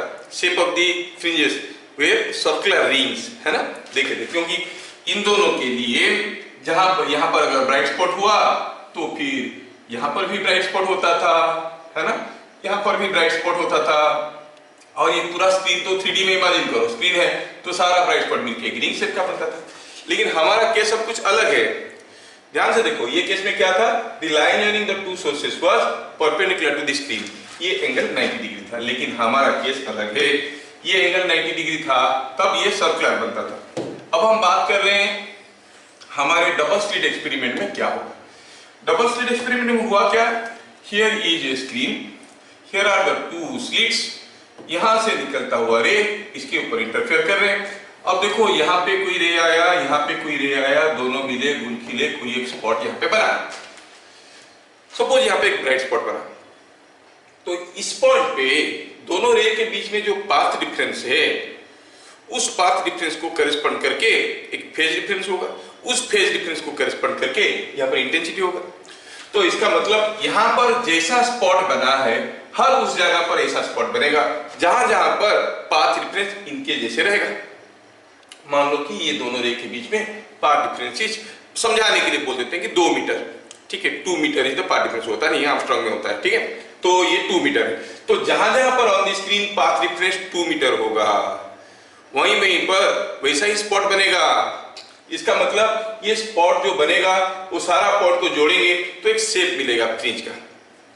कितने सारे स्पॉट स्क्रीन पे मिलेंगे इक्वल ब्राइटनेस का विद सेम पाथ डिफरेंस, और सबको जोड़ेंगे तो एक शेप मिलेगा। हमें वो पता करना है what is the shape of the fringe.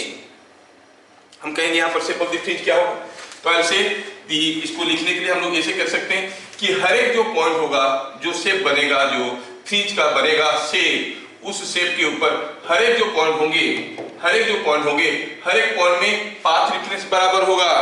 थोड़ा सेम चीज को थोड़ा लैंग्वेज बदल के बोलने की कोशिश कर रहा हूं, ध्यान से देखना। The locus of what is the shape of the fringe? The fringe is nothing but the locus of all points on the screen having same path difference. समझ में आ रहा ना? तो उसको लिखेंगे, ऐसे लिखेंगे। क्या लिखेंगे इसमें? लिखेंगे the spot on screen or the fringe on the screen is locus of all points on screen having same path difference, same path difference। हर एक उस पॉइंट जिस पॉइंट में path difference from the two slits is same, है ना, तो वो बनेगा एक ही किस्म की स्पॉट। इसको थोड़ा सा घुमा फिरा के लिखे तो कैसे लिखेंगे, थोड़ा सोचो कैसे लिखेंगे। I want to know what is that locus called? Shape of the fringe is nothing but locus of the points having same path difference। तो इसको अगर हम मैथमेटिकल लैंग्वेज में लिखेंगे तो कैसे लिखेंगे the path difference is the locus is the fringe or the locus of all points having same difference in distance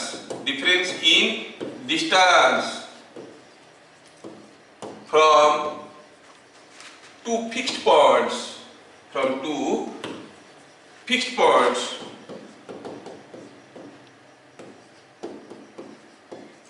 is a क्या, जैसे आप जानते हो the locus of all points whose sum of distances from two fixed points is a constant is called an ellipse, नहीं? Similarly, the locus of all points having same difference in distance from two fixed points is called a hyperbola।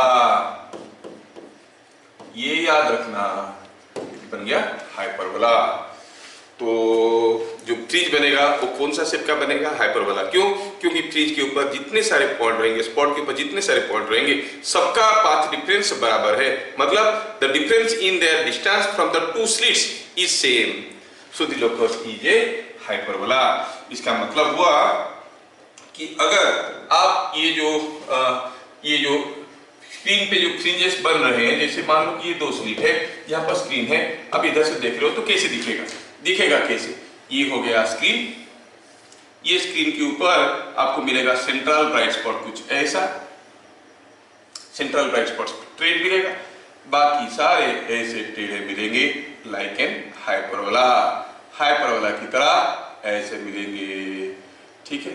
The shape of the fringes will be same as that of hyperbola.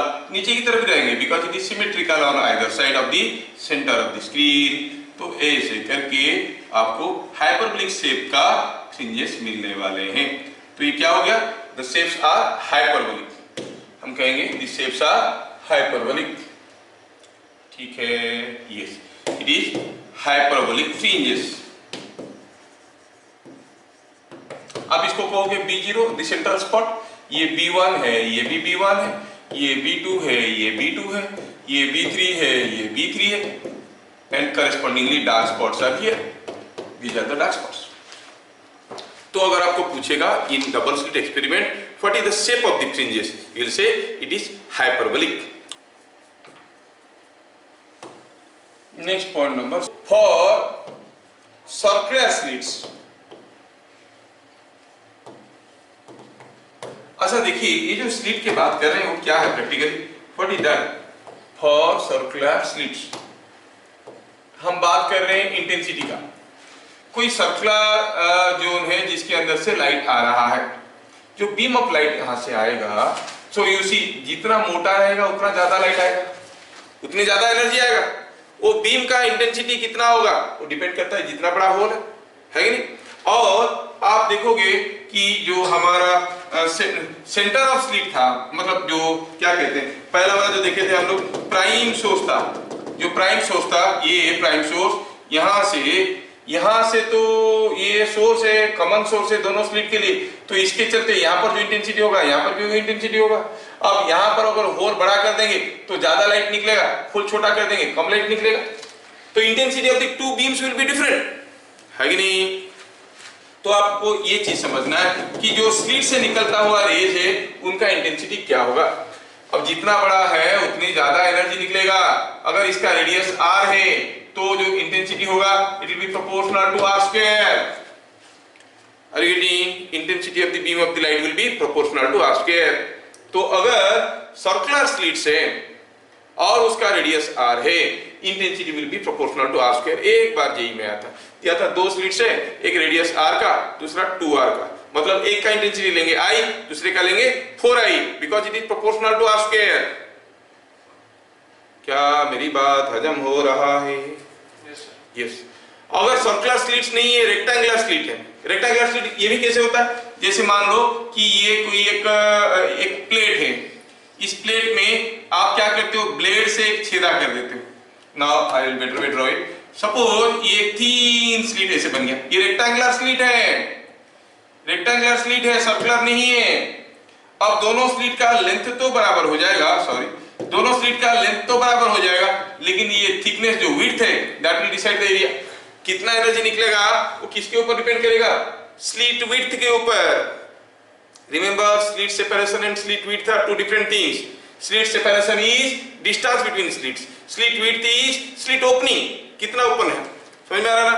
तो for rectangular slits ये जो area होगा वो क्या होगा, L into D, मतलब intensity क्या हो जाएगा, प्रोपोर्शनल टू डी। समझ में आ रहा है क्या। तो इन जनरल अगर सर्कुलर स्लिट है तो उसका डायमीटर अगर हो गया SW, स्लिट विड्थ क्या है, ये स्लिट विड्थ, SW मतलब स्लिट विड्थ, तो हम क्या कहेंगे, तो एरिया होता है पाई बाई 4 डी स्क्वायर, तो हम कहेंगे I is proportional to SW का स्क्वायर। अगर रेक्टेंगुलर स्लिट है तो आप कहोगे जो आपका इंटेंसिटी होगा that will be proportional to SW। बोलेंगे दो रेक्टेंगुलर स्लिट्स है, a double slit experiment uses two rectangular slits and their slit openings or slit widths are in the ratio 1:2। Rectangular है तो intensities are in the ratio 1:2, circular है तो intensities are in the ratio 1:4। ये चीज याद रखना, JEE वालों के लिए चाहिए, बाकी किसी को नहीं चाहिए। लिख देते हैं, बाद में मिस हो जाएगा बोल के यहाँ पे इसको लिख देता हूँ। क्या मालूम अभी तो आजकल तो उल्टे पुल्टे क्वेश्चन भी आ रहे हैं, तुम्हारा भी बोर्ड में आ सकता है, क्योंकि ये बार जो क्वेश्चन था आपका सेमिस्टर 1 का, questions were not easy, questions were not at all easy. उसमें तो 20% से ज्यादा क्वेश्चन जो नॉट इजी का मतलब जैसे स्टैंडर्ड का आता था उससे टफ था। 20% questions where tougher than usual question that they used to come in boards, तो आ सकता है। For circular slits intensity is proportional to SW का square, for rectangular slits intensity is proportional to SW, where SW is slit width, or otherwise called slit opening. So you must distinguish between slit width and slit opening. ये हो गया slit separation, और ये हो गया slit width. समझ में आ रहा है क्या। Slit width and slit separation are two different terms. Slit separation is small d, slit width is SW। अगर दोनों स्लिट का डायमेंशन बराबर है, इंटेंसिटी बराबर है, डायमेंशन बराबर नहीं है, तो कैसा स्लिट है सोच के आपको इंटेंसिटी निकालना है। अगर कुछ नहीं दिया है, सर्कुलर है कि रेक्टेंगुलर है, तो सर्कुलर लेना है, ठीक है। कुछ लोग दे देते हैं सर्कुलर लेके कर देते हैं, तो कभी कभार स्लिट का वो दे देंगे, slit widths are in the ratio 1:2, what is the ratio of intensity और what is the intensity at the central spot. तो आपको देखना है कि एक का इंटेंसिटी आई लेंगे, सर्कुलर स्प्लिट मानना है, कुछ नहीं दिया है तो you assume it to be circular split.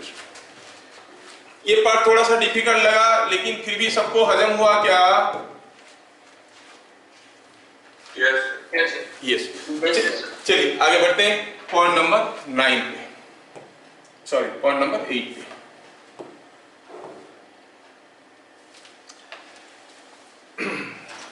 These are now for numerical point of view, हम ऑब्जर्व कर रहे हैं, थोड़ा ध्यान से देखना। मैं यहाँ पे कुछ कर रहा हूँ, जैसे मान लो कि ये हुआ हमारा स्क्रीन, ठीक है, थोड़ा ध्यान से देखना। अच्छा, और ये हुआ central line joining the centre of the slits and ये हो गया 2 स्लिट।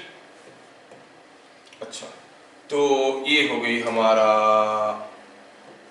ऐसे करके स्लिट्स है, और ये डिस्टेंस D है, ये डिस्टेंस दिया है कैपिटल D। और हुआ यूं है, थोड़ा समझना, यहाँ पे ऑब्जेक्टिव क्वेश्चंस पे आएंगे।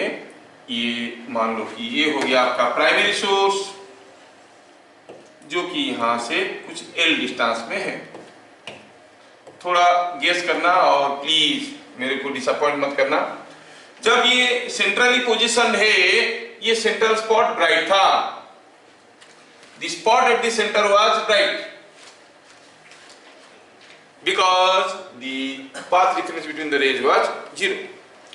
अगर मैं ये जो सोर्स है यहां पे, इसको थोड़ा सा ऊपर उठा देता हूं, अब क्या कहोगे, यहां पर जो इंटरफेरेंस पैटर्न था ऐसा ऐसा करके था ना, the interference pattern, you are seeing the interference pattern like this ऐसे ऐसे हो रहा था। ये पूरा चीज जैसे था वैसे रहेगा कि नीचे की तरफ सरक जाएगा कि ऊपर की तरफ सरक जाएगा? कहने का मतलब है the central bright spot will go down और अप। आपको पता करना है और बताना है, सोचना है और बताना है, बस 1 मार्क वाला question. If the source is slightly taken upward, सोचो सेंट्रल स्पॉट कहां पे होता है जहां पर पाथ डिफरेंस जीरो है। अरे पाथ डिफरेंस 0 है। जब यहां पे आ रहा था ये कुछ ऐसे आ रहा था, ये ऐसा था, ये ऐसा था, तो यहाँ पे पाथ डिफरेंस 0 था, सेंट्रल स्पॉट यहां पे हो रहा था। जैसे मैं इसको थोड़ा ऊपर उठाया, तो क्या अब भी यहाँ पे पाथ डिफरेंस 0 होगा? सोचना है कहां पे पाथ डिफरेंस 0 होगा। अब देखो ये वाला लेंथ छोटा हो गया, ये वाला लेंथ बड़ा हो गया। Now you see the what is happening on the other side. This side it is now like this and this side is like this. ये वाला रास्ता बड़ा हो गया है, लेकिन सेंट्रल स्पॉट तो वहीं पे होगा जहां पर पाथ डिफरेंस 0 है। पाथ डिफरेंस 0 कहां होगा? When this point is taken up और down.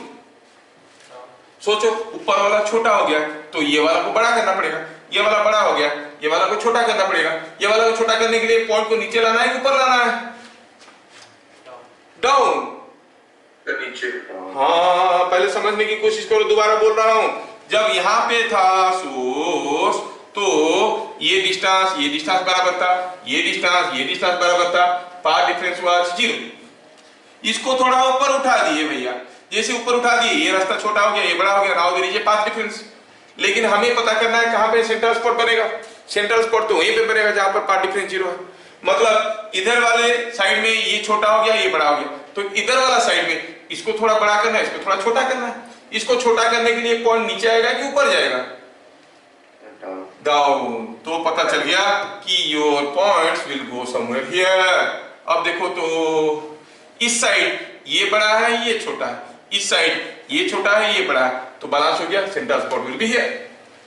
That means if this source is lifted up by certain distance, the entire interference pattern will come down.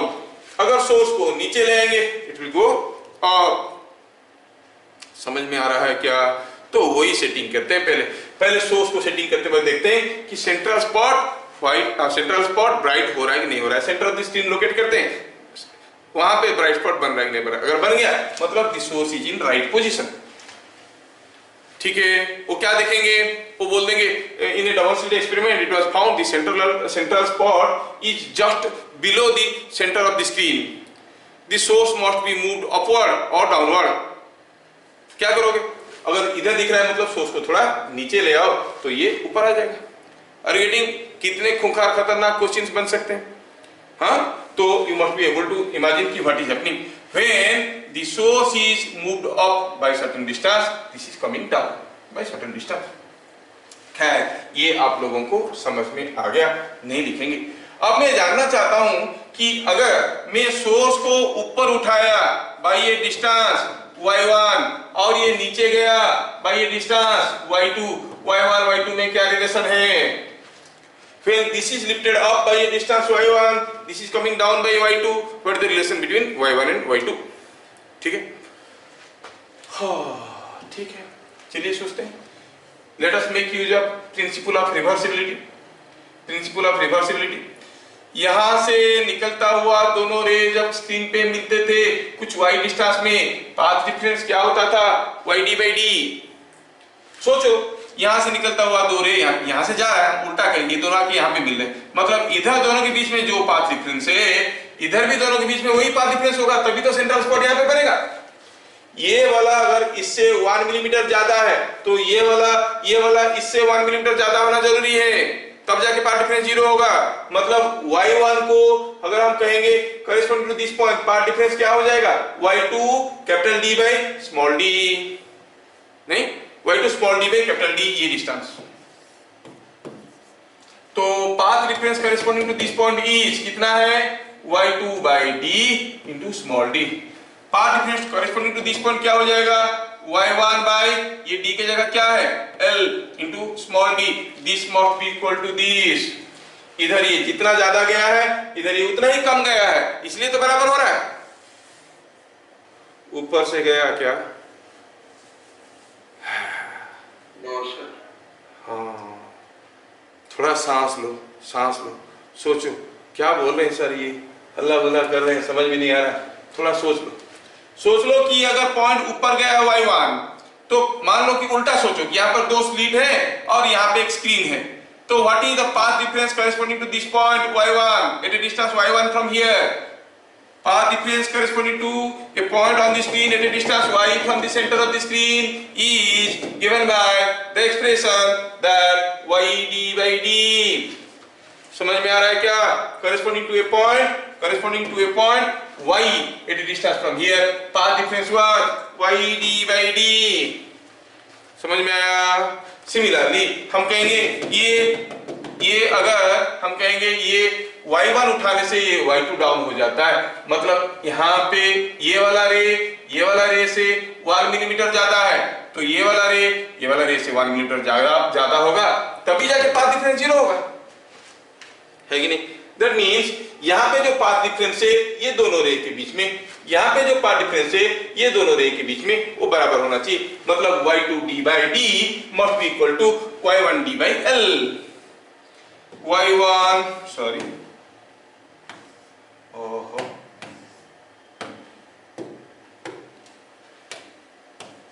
y1 d by l must be equal to y2 d by d, सब किस गया, d को खा गया, तो what is y1 by y2, it is coming out to be l by। बात समझ में आ रहा है क्या, is it understood। तो यही चीज को हम लोग अभी लिखेंगे यहाँ पे, मैं ये पेज को ऐसे ही छोड़ देता हूँ, हो सकता है कोई रेफर करेगा कुछ करेगा। तो पॉइंट नंबर 8 को हम लोग अगले पेज में जा रहे हैं, कोई पूछेगा नहीं आपको, बोर्ड वाले उतना गहराई में पूछते नहीं है, बुक में भी नहीं दिया है, बता रहा हूँ। तो छोटे छोटे 2-3 पॉइंट के लिए क्यों फिर से जेई के लिए सेपरेट क्लास करेंगे, 2-3 तो एक्स्ट्रा पॉइंट है, खाली उसको बता देता हूँ so that we can see. Okay, now what we see point number 8 में, इफ सोर्स, कौन सा source, primary source is moved up by y1, the central spot moves down by y2।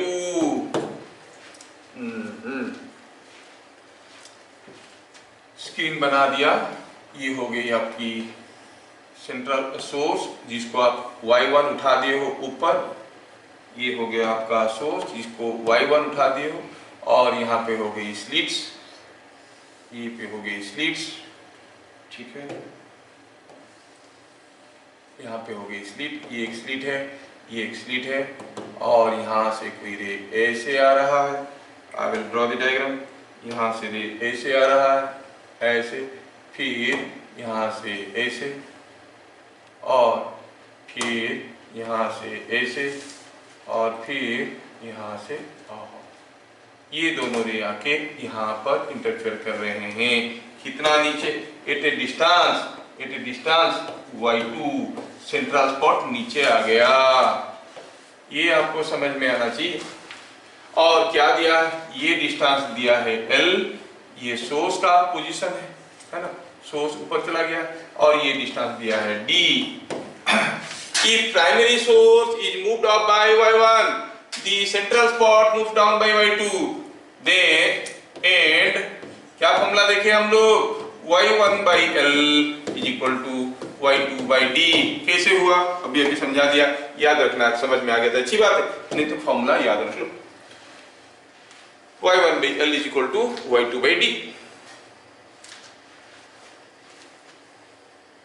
ठीक है, थोड़ा सा सबर करो और थोड़ा सा थ्योरी खत्म हो जाएगा। तो फिर हमें बहुत अच्छा लगेगा न्यूमेरिकल करवाने में।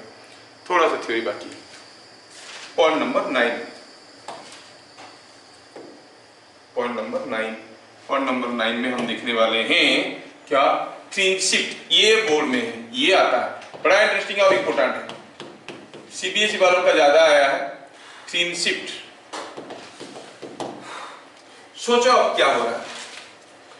लास्ट आइटम पेश कर रहा हूं, थोड़ा सबर करना। आई टेक मैक्सिमम 5 मिनट्स, नहीं तो थ्योरी थोड़ा सा बच जाएगा, फिर तो मुश्किल हो जाता है। अच्छा, तो यहाँ पे हुआ क्या है, मैं ये फिगर को उठा के लेके आता हूं, जो फिगर हम लोग यहाँ पे किए थे, और ये वाला नहीं, ये वाला नहीं, ये वाला, और ये वाला फिगर, इस फिगर को थोड़ा लेके जाते हैं और देखेंगे यहां से एक इंटरेस्टिंग चीज मिलने वाला है। यस,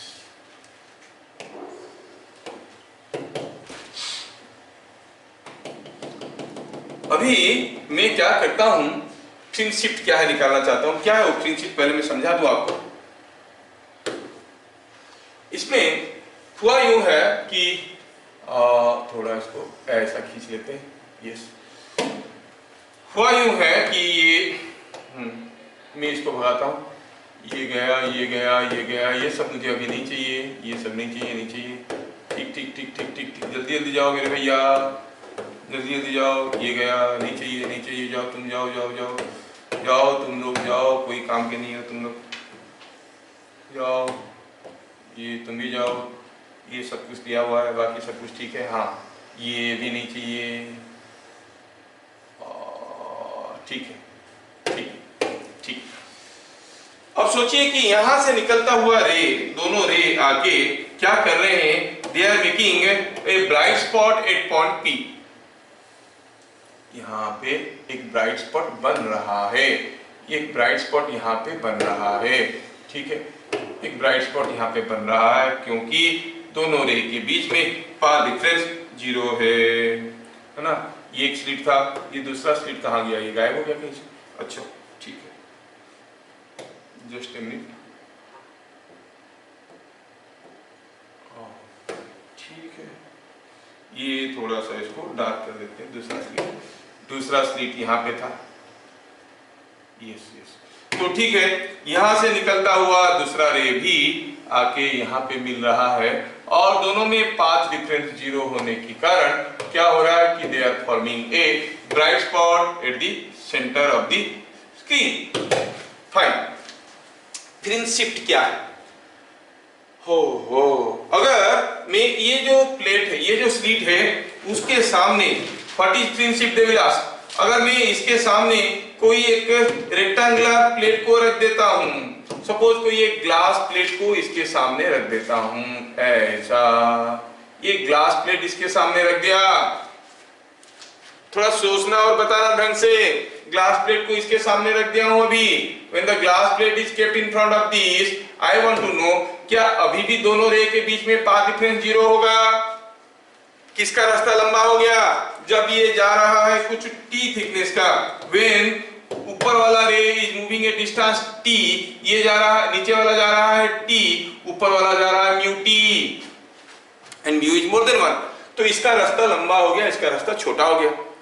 तो जो सेंट्रल ब्राइट स्पॉट कहां पर बनेगा? जहां पर पाथ डिफरेंस 0 है। पाथ डिफरेंस कहां पे 0 होगा बताओ? नीचे 0 होगा कि ऊपर 0 होगा? ये ऑलरेडी यहां पर होने से ये ज्यादा डिस्टेंस जा रहा है, तो इसका जो ज्योमेट्रिकल डिस्टेंस है ये ऑप्टिकल डिस्टेंस के कारण बढ़ गया है। अगर ये ज्योमेट्रिकल डिस्टेंस को थोड़ा, ये लेंथ को थोड़ा सा कम कर देंगे, तो इसके अंदर घुसने के बावजूद आप कहोगे कि path will remain same.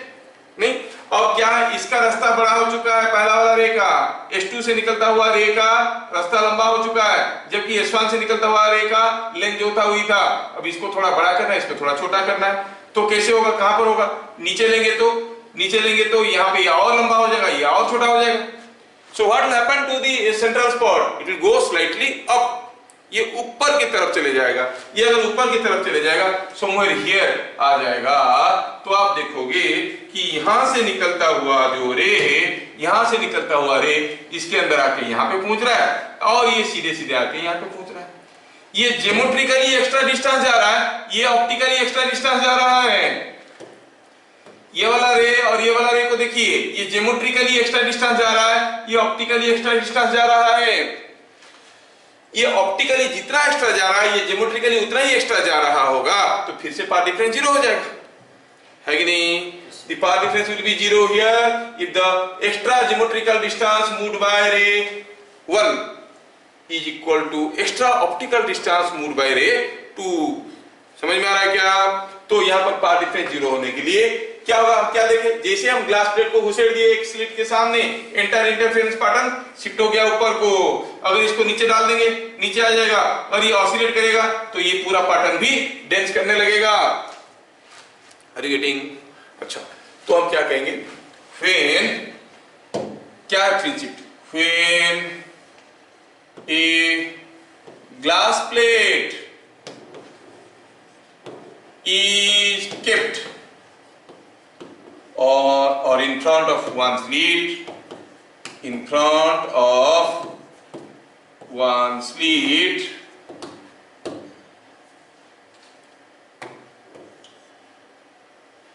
the central bright spot shifts by a distance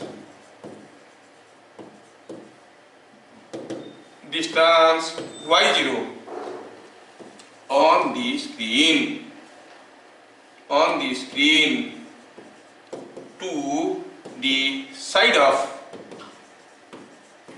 the covered slit।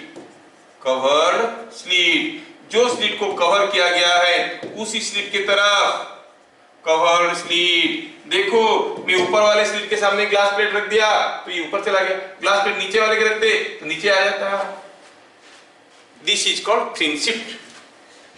Here this और here y0 is called fringe shift. ये हमें पता करना है। अब from the knowledge of fringe shift measure कर सकते हैं। From the knowledge of fringe shift we can find out what is the refractive index of this glass plate. Objective of the experiment was to know the intensity or wavelength of an unknown wave with comparison with a standard wave। दूसरा था to know the refractive index of a thin glass plate। हम एक glass plate को यहाँ पे डालेंगे और ये देखेंगे कि जहां पे डालेंगे उधर को शिफ्ट कर जाएगा। नीचे वाले स्लिट के सामने डालेंगे तो नीचे की तरफ शिफ्ट कर जाएगा। कौन? पूरा जो इंटरफेरेंस पैटर्न। कौन सा पैटर्न? जो ऐसा ऐसा ऐसा ऐसा हुआ था, नीचे आ जाएगा, ये तो ऊपर चले जाएगा। कहने का मतलब है central spot will go down और अप। सेंट्रल स्पॉट मान लेते हैं कि ये कुछ y0 गया है। Suppose the central spot has gone A distance y0। कितना? ऊपर की तरफ गया है। किधर को गया है? ऊपर की तरफ गया है। हमें ये y0 पता करना है, प्रिंसिप्ट।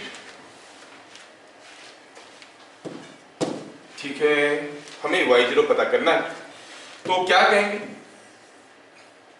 यहाँ पे सीधे सीधे लिख देंगे। I'll take 2 more minutes। 8 point P the geometrical path difference between the rays is equal to optical path difference between rays। ये आपको समझ में आना चाहिए। ये किसी एक मीडियम के अंदर से जाने के कारण ज्यादा डिस्टेंस जा रहा है। जब ये t जा रहा है, ये म्यू t जा रहा है, ऑप्टिकली ज्यादा जा रहा है, ये ज्योमेट्रिकली ज्यादा जा रहा है। क्योंकि यहाँ पर होता तो दोनों ज्योमेट्रिकली बराबर होते, ये दोनों रे ज्योमेट्रिकली बराबर थे, लेकिन ऊपर लिए तो ज्योमेट्रिकली ज्यादा गया। अच्छा, कितना ज्यादा गया? इन दोनों रे के बीच में ज्योमेट्रिकल पाथ डिफरेंस कितना है वो तो फॉर्मूला हम निकाल चुके हैं। corresponding to y0 path difference is y0 into small d by capital D, है कि नहीं? y0 into small d by capital D हो गया ज्योमेट्रिकल पाथ डिफरेंस। तो हम क्या कहेंगे? हम कहेंगे so or implies y0 into small d by capital D is equal to optical path difference कितना है? जब ये जा रहा है t, ये जा रहा है म्यू t, ये कितना ज्यादा जा रहा है? ये ज्यादा जा रहा है म्यू t माइनस t। तो यहाँ से हमें y0 का वैल्यू मिल गया क्या, mu minus 1 into T D by D, where what is T, thickness of the plate, mu क्या, रिफ्रैक्टिव इंडेक्स, रिफ्रैक्टिव इंडेक्स, और यहाँ पे काम होता है खत्म। तो ओहो, काम यहाँ पे खत्म होता है कि theoretical part, double slit experiment का रिलेटेड थ्योरी यहाँ पे खत्म हो जाता है। ठीक है, तो कितना होगा प्रिंसिपल, डायरेक्ट क्वेश्चन आएंगे, डायरेक्ट क्वेश्चन आएंगे, mu minus 1 into T into D by D, ये हो गया। अगर एक 0.2 मिलीमीटर थिकनेस का ग्लास प्लेट डाल दिया गया और प्रिंसिपल हुआ इतना, म्यू निकालो। अब y0 मेजर कर सकते हो, म्यू पता कर सकते हो। ठीक है, तो ढेर सारे थ्योरी हम लोग देख लिए डबल स्लिट एक्सपेरिमेंट का। मेरे हिसाब से बहुत सारे टिपिकल क्वेश्चंस भी इसके ऊपर बनते हैं। We shall see them all. Thank you for staying with me for this long time. हम लोग पूरा थ्योरी डबल स्लिट एक्सपेरिमेंट का खत्म कर दिए। फिर मिलेंगे अगले क्लास, तब तक के लिए जय हिंद।